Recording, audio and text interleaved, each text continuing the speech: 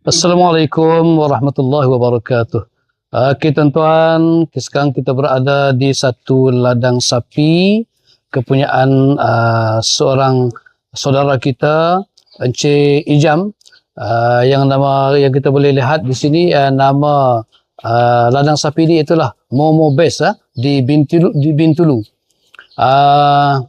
Sapi ini adalah untuk dibekalkan kepada seluruh masyarakat Islam di Bintulu, di Miri dan sekitar ini.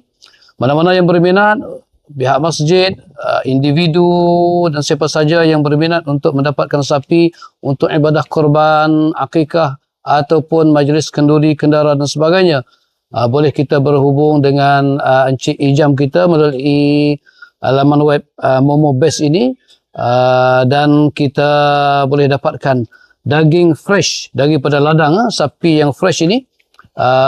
Mudah-mudahan ini menjadi satu titik permulaan kepada orang bumi kita lah, orang Melayu, bangsa Melayu kita yang